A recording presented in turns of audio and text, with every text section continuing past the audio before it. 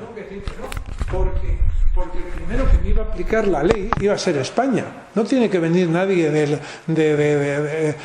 extranjero a aplicarme la ley de que he utilizado un arma química, porque ha sido España la que se ha comprometido a no utilizarlo.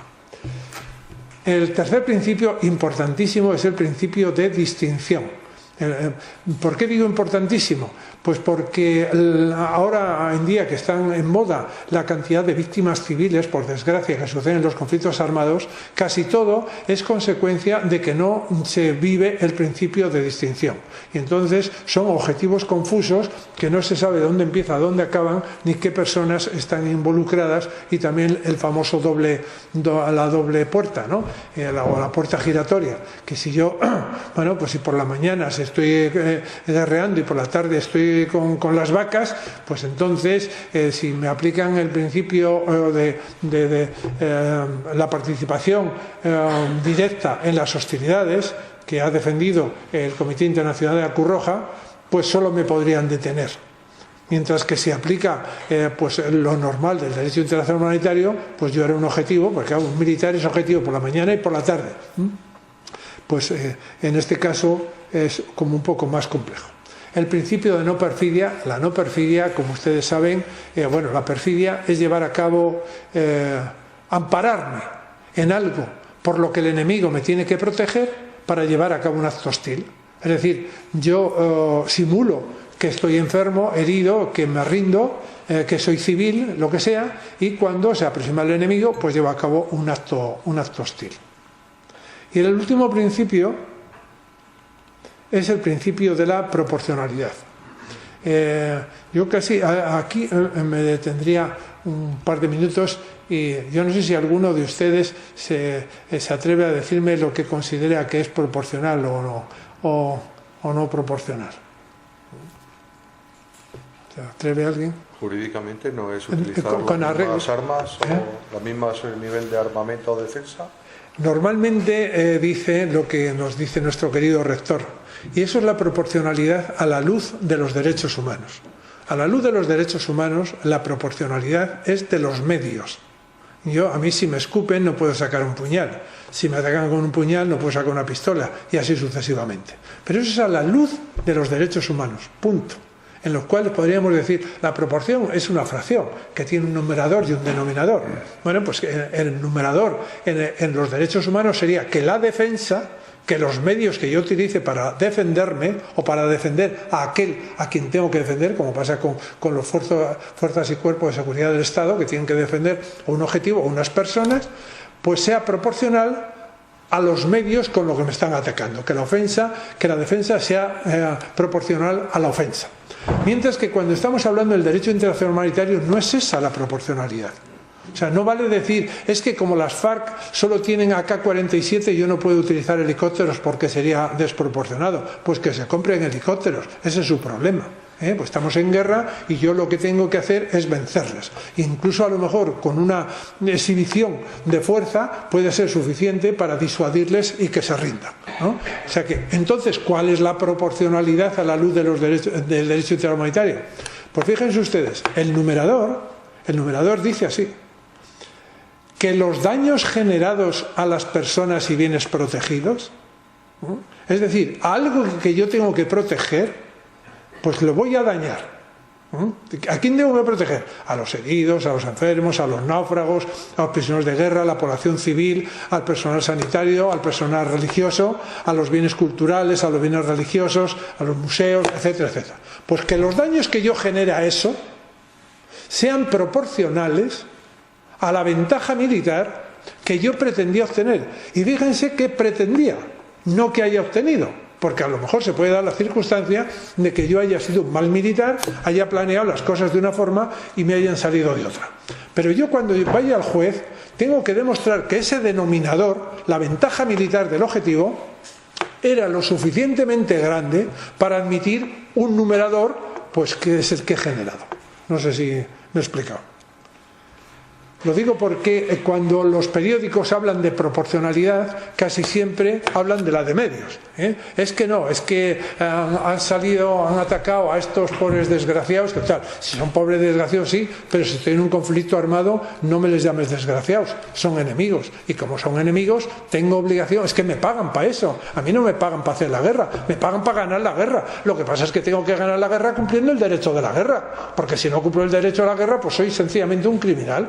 Que la diferencia, ¿cuál es la diferencia entre un criminal y un profesional? Si los dos van a aplicar la fuerza, que el criminal aplica la fuerza haciendo caso omiso de la ley, es que le trae sin cuidado, solo busca su propio beneficio, y el profesional pues es para defender algo, para defender su patria, para defender los bienes de su país, los intereses económicos, lo que sea, y además pues cumpliendo la ley, o sea, no le hacen beneficio propio. Y vamos ahora a lo de los retos.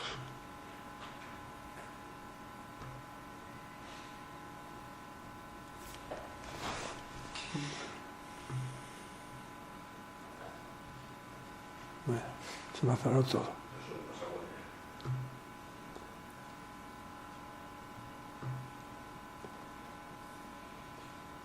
No sé si te tocará mucho el tema de que resulta extraño, ¿no?, en toda la migración de Siria, del pueblo sirio, cómo está lleno de hombres, gran mayoría son hombres jóvenes y fuertes y saludables y que han dejado a la mujer y a los hijos allí, ¿no? En fin, me imagino que será algo alejado de lo tuyo, pero sí parece extraño que en zona de conflicto, que normalmente se salvan mujeres y niños, la familia, los mayores, y en cambio aquí todos los que vemos entrar por la frontera, por las imágenes, no será la realidad, pero lo que vemos por la frontera en las imágenes son tíos saludables, poderosos, que podían hacer uso de la defensa de su pueblo, de su terreno, de su casa, de su familia, y en cambio están todos corriendo aquí en Europa, ¿no? En fin, no sé cómo lo contempláis. Sí, algo al margen, ya sé que no, pero está también íntimamente ligado con los conflictos armados.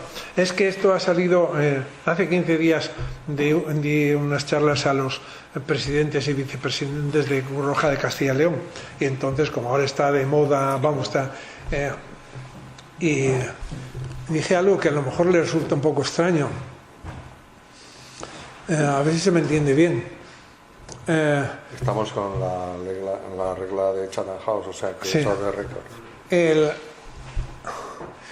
En 1951 sale la Convención del Refugiado, un poco de todo, y después desarrollamos lo que nos dé tiempo. El DICA, ya vimos lo que era el DICA. El DICA es lo mismo que el derecho internacional humanitario moderno, es el derecho internacional de los conflictos armados, así es como se emplea en la OTAN, DICA. Entonces, uno de los primeros problemas que tiene el derecho internacional humanitario o el derecho internacional de los conflictos armados es ¿cuándo se aplica? ¿Y por qué? Pues porque ahora los conflictos armados ni empiezan con una rotura de hostilidades, porque antes se declaraba la guerra, pero precisamente después de Pearl Harbor ya no es obligatorio declarar la guerra. Antes la declaración de guerra llevaba dos requisitos, uno que era el ultimátum condicionante y otro el aviso previo. O sea, tú le decías al enemigo, oiga usted, si es total, y le doy tanto tiempo y hago. Es curioso que siempre que ha participado el Reino Unido, aunque hayan estado los Estados Unidos, ha obligado a cumplir estos dos requisitos, del aviso previo y el ultimátum condicionante, que era pues una declaración de guerra contemplada en los convenios de La Haya. Sí, por ejemplo, cuando Alemania invade Polonia, Reino Unido y Francia dan un ultimátum a Alemania para que retire sus tropas. Sería un caso, por ejemplo, de ultimátum condicionante. Sí, eso es. Pero es que tiene toda la razón, efectivamente. Pero Estados Unidos, desde que le atacan Pearl Harbor, no vuelve a dar, porque este aviso previo y ultimátum condicionante, curiosamente estaba pensado para los neutrales, para que supieran los neutrales que en un momento dado iba a haber un conflicto armado entre dos países, y entonces tú tenías la posibilidad de decir yo neutral o yo beligerante. Y yo, porque es, por ejemplo, la zona de exclusión esa que se hace en Malvinas, de 100 millas, más que zona de seguridad es zona de seguridad para los neutrales. Oye, no os metáis aquí que como hay guerra, pues se puede escapar a algún cohete o lo que sea, ¿no? Bueno, pues desde el ataque a Pearl Harbor ya no es necesario declarar la guerra. Se aplica el derecho internacional humanitario o el derecho internacional a los conflictos armados tan pronto haya la primera víctima. Pero como estamos viendo situaciones en los países donde hay una violencia y después esa violencia sube a unos términos de conflicto armado y después teóricamente acabó el conflicto armado pero sigue habiendo violencia, es difícil saber desde dónde aplico el conflicto armado y cuándo me paro de aplicarlo.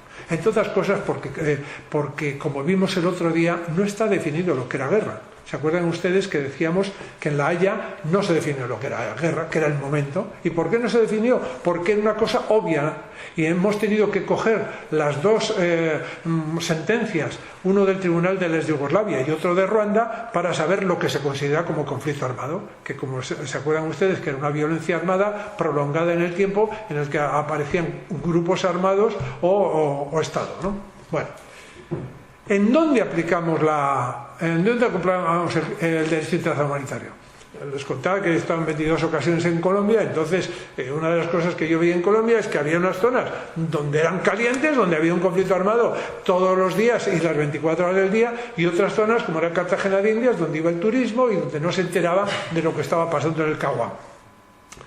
El problema del terrorismo, que como antes les decíamos, no está definido, pero además es que el terrorismo es transversal. El terrorismo se puede dar en paz, se puede dar en conflicto armado. Pero tampoco debemos interpretar el terrorismo como una persona que lleva un pasamontañas. Yo puedo generar terrorismo si ataco, si bombardeo una ciudad, porque estoy generando terror. Y el terror, que no el terrorismo, el terror sí que está condenado en el protocolo adicional primero. Y después el problema de la acción humanitaria, que muchos países, lo hemos visto por ejemplo en Irán, que consideran la acción humanitaria como una agresión al país, porque dicen que estás ayudando a unos y estás perjudicando a otros porque no estás cumpliendo el principio de neutralidad.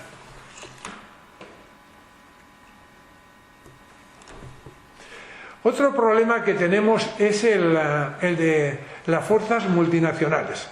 Las fuerzas multinacionales, cuando están actuando en un conflicto armado, ¿qué ocurre?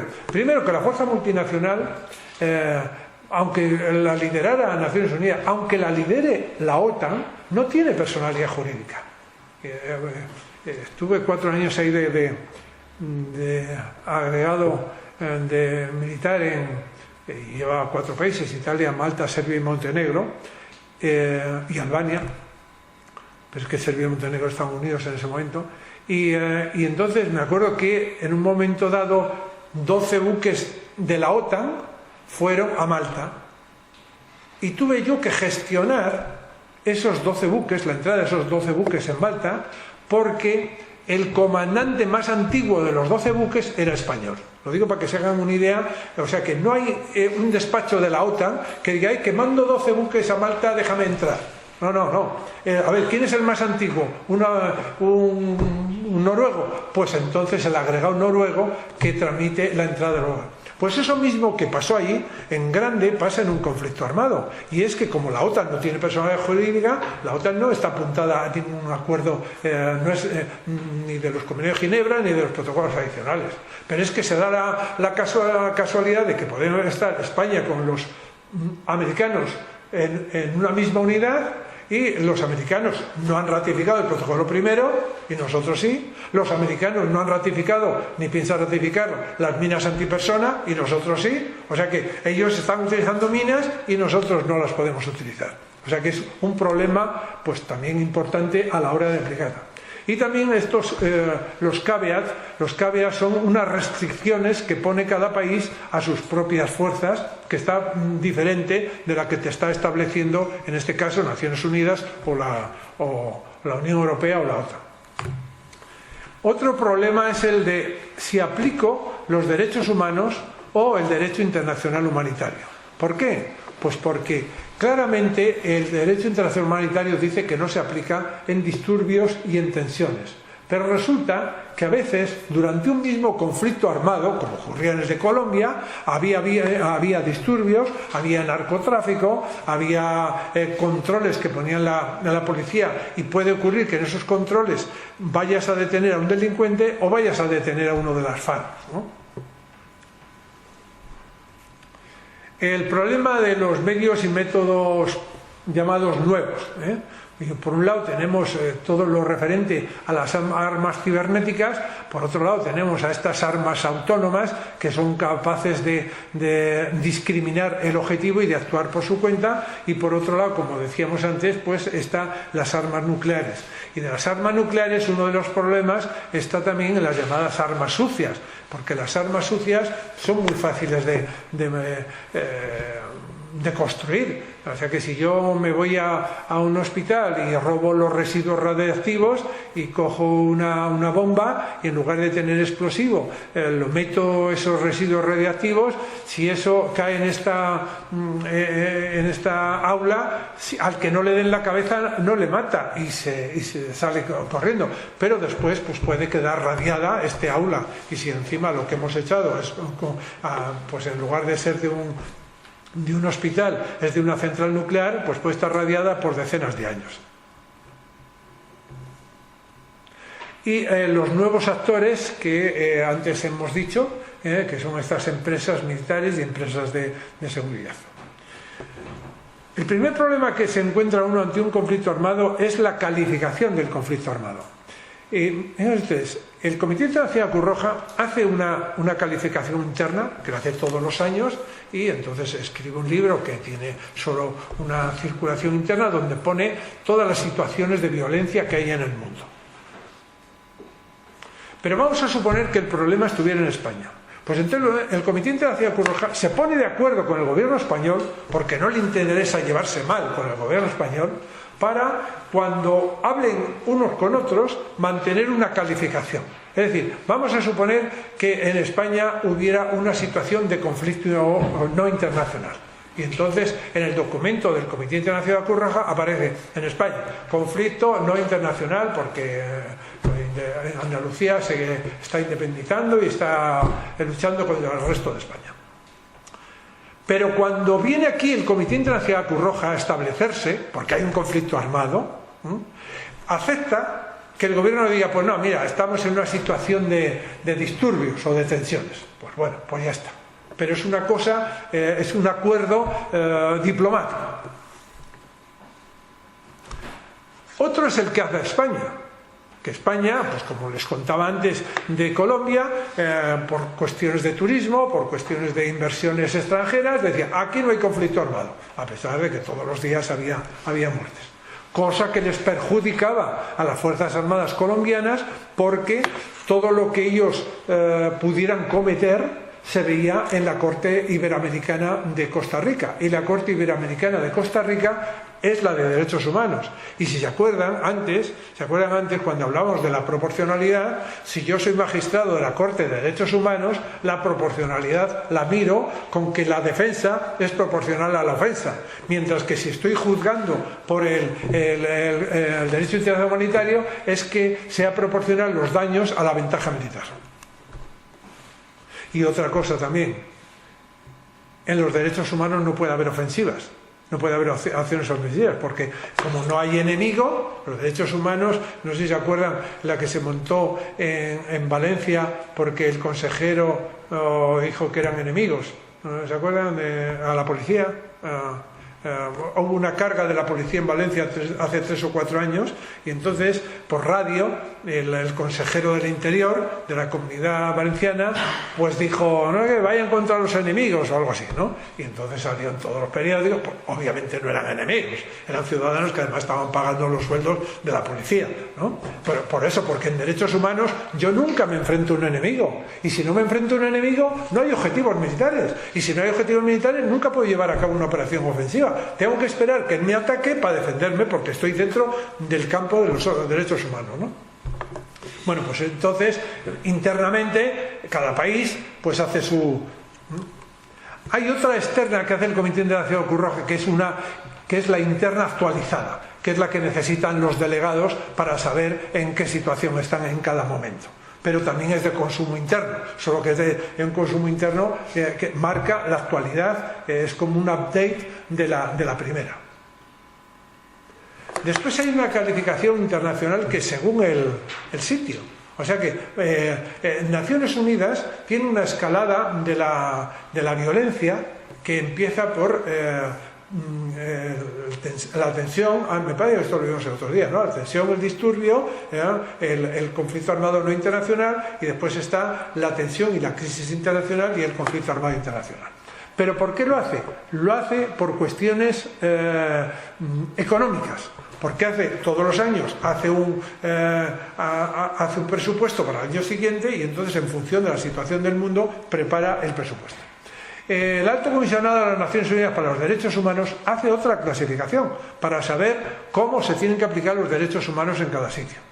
La Corte Penal Internacional hace su propia clasificación para que a la hora de que me tenga que juzgar a mí, sepa si me está aplicando el derecho internacional humanitario o los derechos humanos.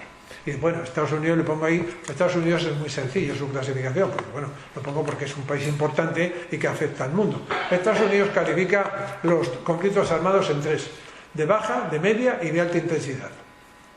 De baja intensidad es el terrorismo, de media intensidad es la guerrilla, y de alta intensidad es pues un conflicto armado normal. No sé.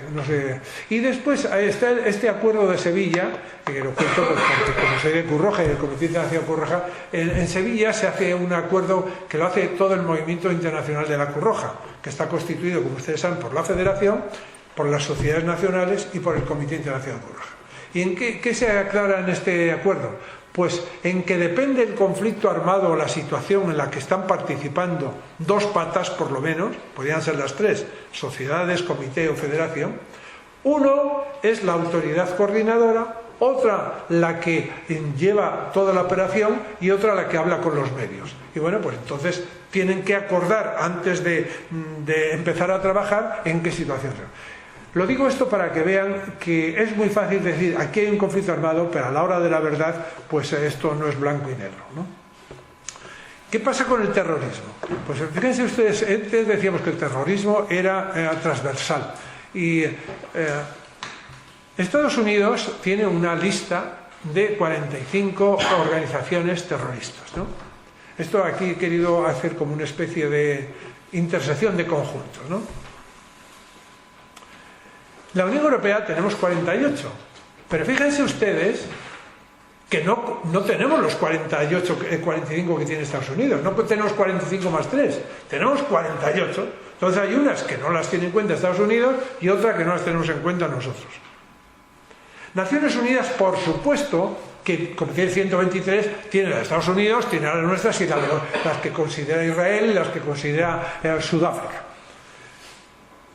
Y la OTAN, no lo pongo aquí porque está clasificado, está en la intersección de conjuntos de los Estados Unidos y de la Unión Europea, pero tampoco coincide con la intersección de conjuntos. O sea que si la intersección de conjuntos es 18, pues la OTAN es otra cosa.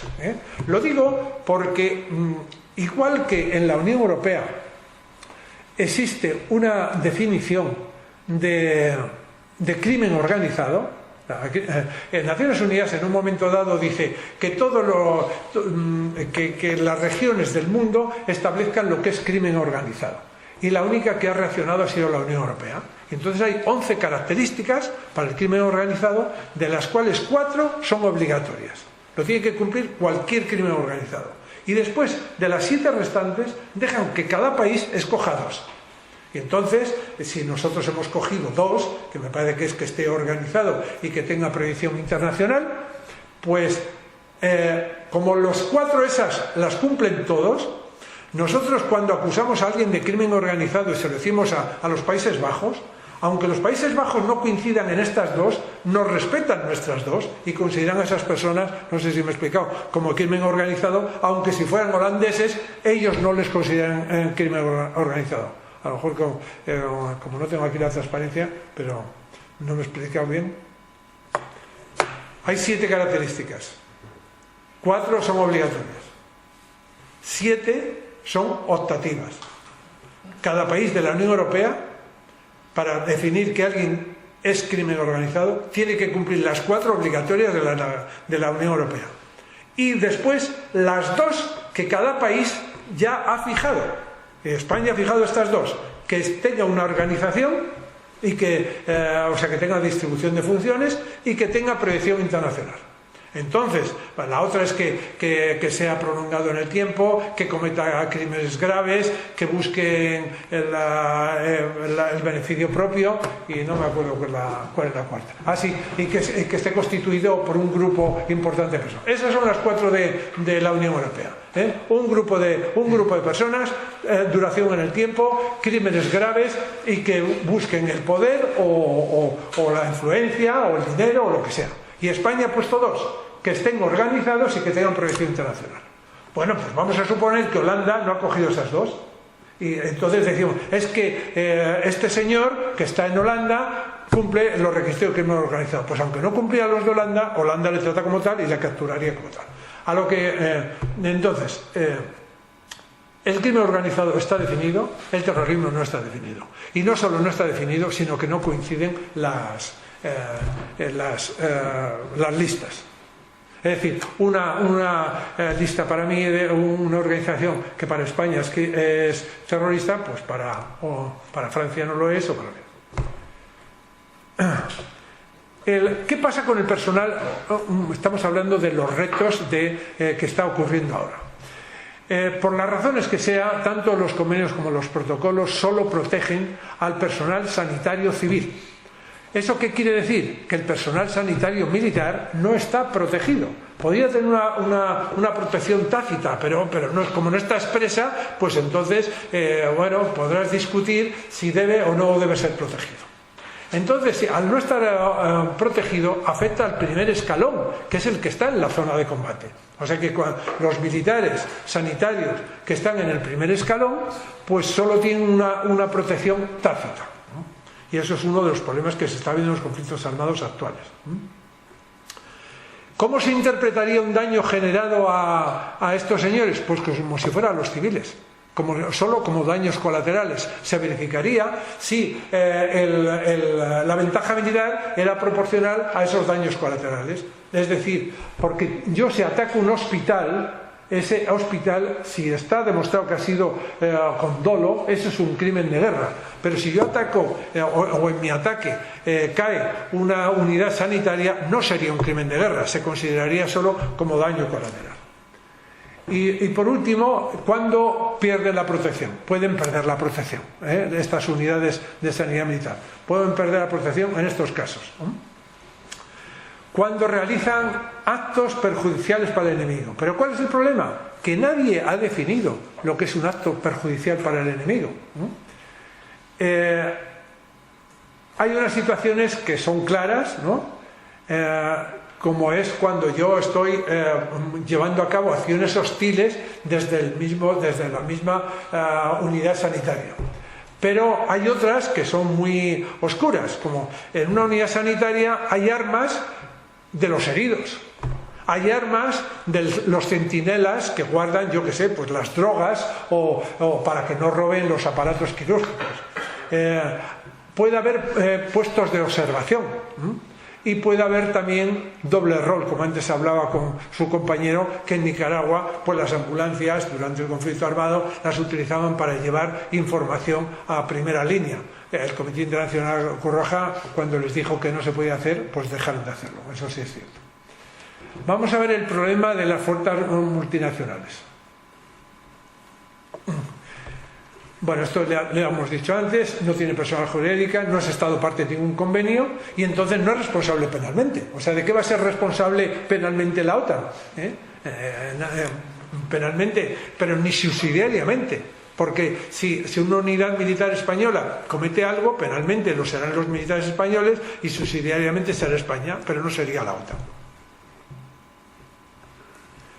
Después, cada Estado acuerda los pactos. Y si acuerda los pactos, es que yo puedo tener, antes les decía, no uso minas antipersonal y en cambio Estados Unidos las usa. Cada Estado puede declarar reservas. Cuando hay un acuerdo internacional, hemos quedado que se pueden hacer reservas o declaraciones interpretativas. España, por ejemplo, ha hecho la reserva del guerrillero. España solo admite guerrilleros en territorio ocupado. Como considera que ninguna parte del territorio nacional está ocupado, nadie podría enarbolar diciendo yo soy guerrillero. O sea que eso que decía de Juana Chaos, ¿no? Pues yo soy guerrillero y me cojo a los comedios guineos. Pues no, como nuestra reserva es que solo admitimos guerrilleros en territorio ocupado, entendemos que si invadimos Francia, un francés que nos quisiera expulsar de allí, al capturarle le consideraríamos guerrillero, pero nada del territorio español está ocupado, luego aquí no puede haber guerrilleros. Cada país califica la situación. Uno dice que está en guerra, otro que está en una situación de disturbios, otro. Y entonces, según la situación que estés, aplicarás una cosa u otra. Y después cada país establece los caveats. ¿Qué es esto de los caveats?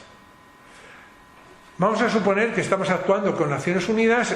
Naciones Unidas establece unas restricciones en el uso de la fuerza. Bueno, vamos a suponer que España,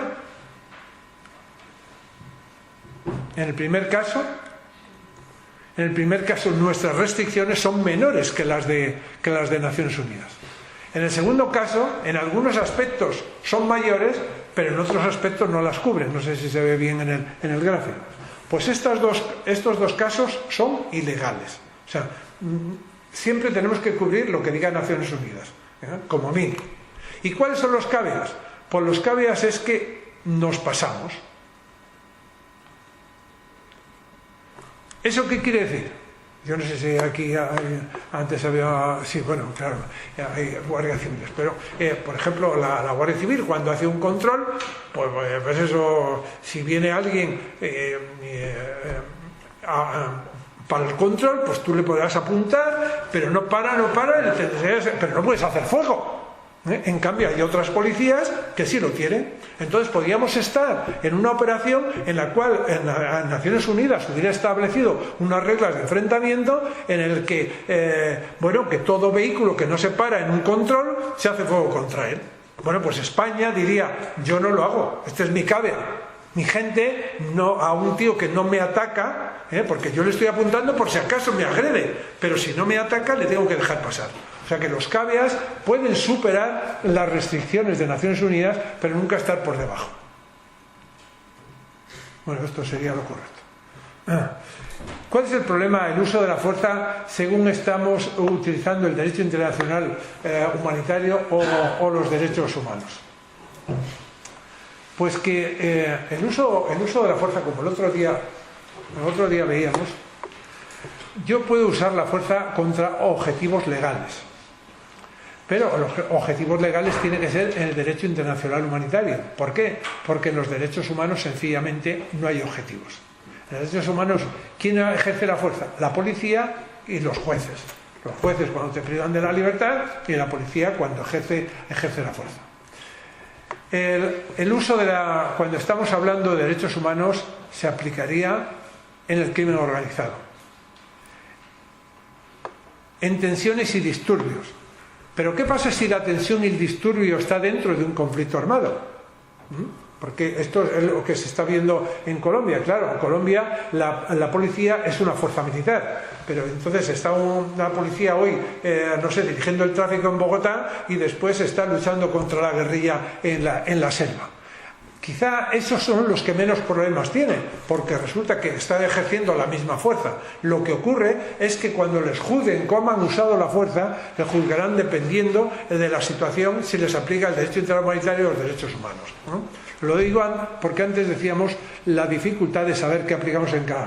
Hay problemas y detenciones de la fuga si estoy en un conflicto armado, porque no es lo mismo que se me fugue una persona al que yo le voy a hacer un control de drogas a que se me fugue una persona que es un guerrillero, ¿no?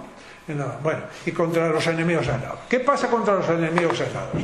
Aquí es un problema que tiene el Comité Internacional Cruz Roja. ¿Qué es un enemigo aislado? Bueno, pues como su propio nombre indica, una persona sola, que puede ser un líder pues de Daesh, o puede ser un líder de Hamas o el que sea. Entonces el Comité Internacional Cruz Roja dice que si esa persona está aislada es probable que no reciba apoyo. Entonces sigue siendo un individuo solo. Y entonces el comité dice que aunque hay 3 posibilidades con 3 individuos, que no sé si lo tengo aquí, no. Bueno, aquí tengo lo que se aplicaría en cada caso: derecho internacional humanitario, derechos humanos, en tensiones y disturbios, derechos humanos y derecho internacional humanitario, en detenciones y fugas, derechos humanos, y en lo último, derecho internacional humanitario y derechos humanos. ¿Qué dice el Comité Internacional Cruz Roja? Pues que esa persona puede ocurrir... Perdón.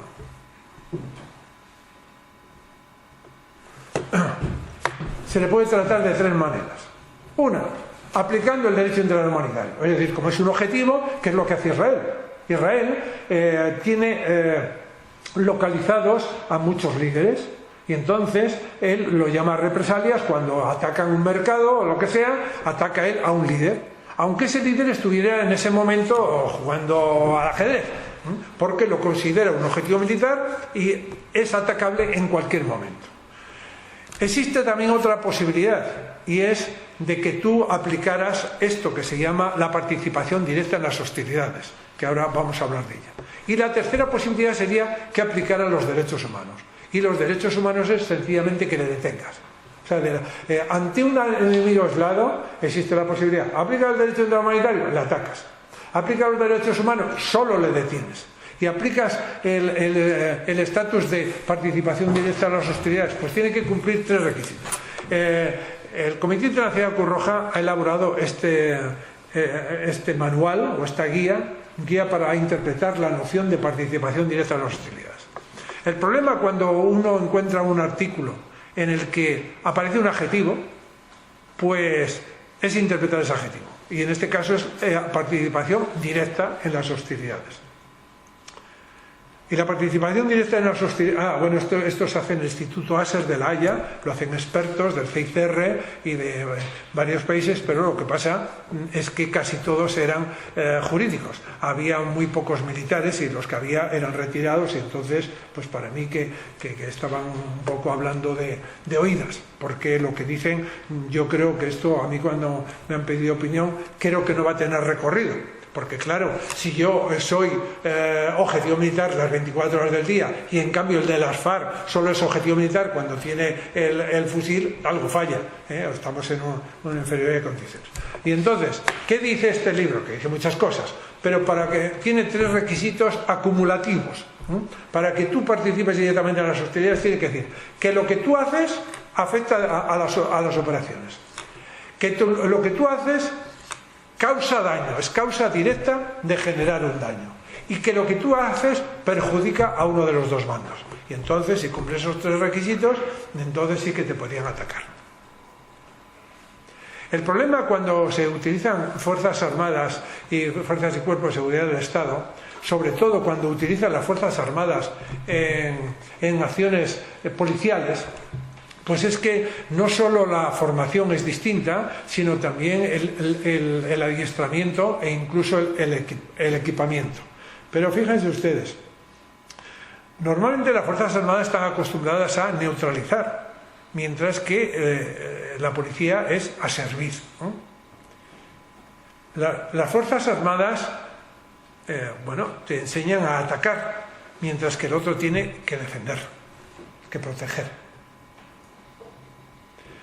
Como antes decíamos, las Fuerzas Armadas tienen enfrente enemigos, mientras que la policía tiene ciudadanos. Todo esto lo digo porque cuando la Fuerza Armada está actuando como policía, tiene que cambiar el chip, porque va a tener que proteger, va a tener que servir, va a tener ciudadanos enfrente.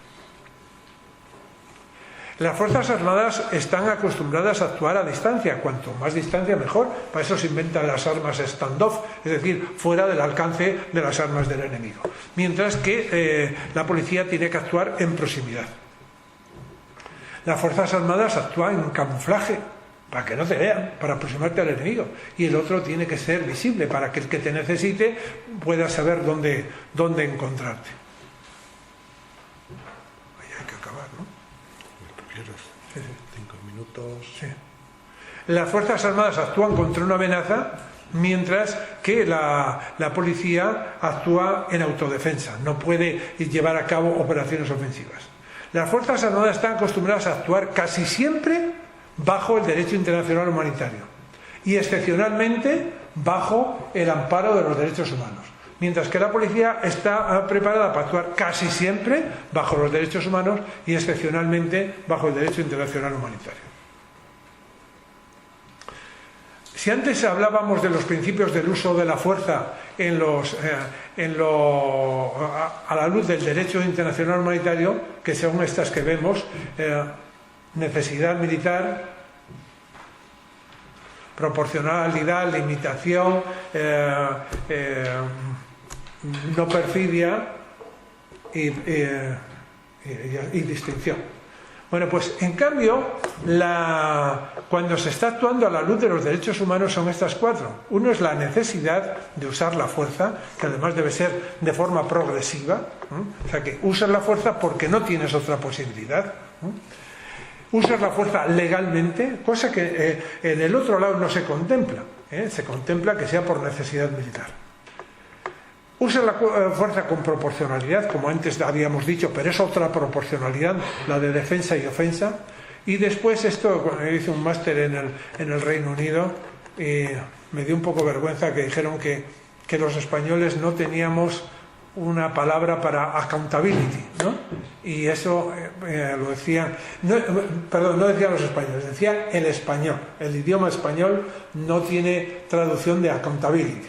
Y entonces estaban hablando de Latinoamérica y daban a entender que si no teníamos una palabra es porque nunca habíamos necesitado tenerla, ¿no? Que tenemos que utilizar 3 palabras, rendición de cuentas, ¿no? Bueno, pues al aplicar los derechos humanos, cada vez que usas la fuerza tienes que rendir cuenta, ¿no? Y lo voy a dejar aquí, si te parece, porque es que veo que la gente... A ver si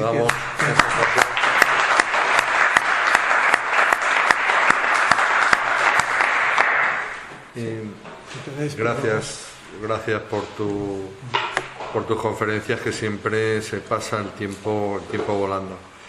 No sabe a poco, incluso cuando ya llevas 4 horas este año con nosotros. Gracias. Oye, a mí siempre me llama mucho la atención cuando voy a París ver a las Fuerzas Armadas con los trajes mimetizados, con los armas de guerra, pues custodiando pues edificios, monumentos, la Torre Eiffel, etcétera, etcétera y tal. A la hora de actuar esas fuerzas, ¿actuarían como policía o como Fuerzas Armadas? No, tienen que actuar como Fuerzas Armadas porque lo que suelen hacer, y eso se lo han copiado a los ingleses, porque los ingleses tuvieron esta experiencia en Muslet, ¿no? Sí, claro. Y entonces allí montaban un control policial, y el control policial era un policía y 16 militares, ¿no? Entonces, como en Francia no se llevan tan bien, ¿no?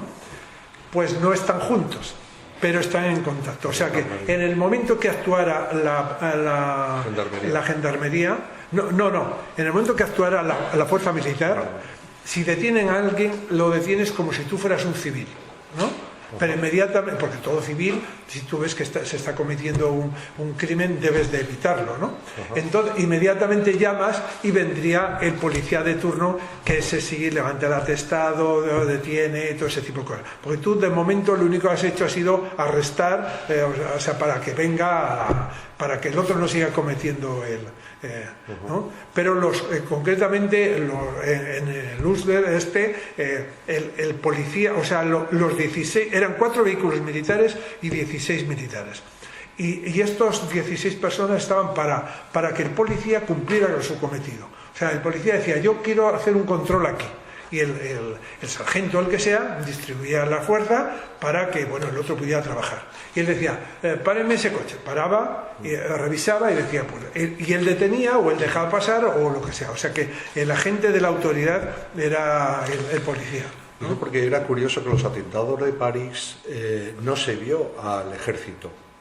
Es decir, eran las fuerzas de la policía, de la gendarmería, quien hizo frente a los terroristas, ¿no? Teniendo todo ese despliegue, porque yo entiendo que en España están acuartelados, entonces en España si es un follón, habiendo un atentado, sacarlos de los cuarteles para distribuirlos. Pero en el caso de París es que están distribuidos por la calle, ¿no? Sí, y en cambio no intervinieron, al menos yo no creo sale que ninguna imagen de que intervinieran Pero directamente. yo creo que hubiera pasado igual en España, ¿no? Porque allí la gendarmerie pues es un cuerpo militarizado como la Guardia Civil. Entonces, teóricamente se basta y se sobra para hacer esa gestión o esa investigación.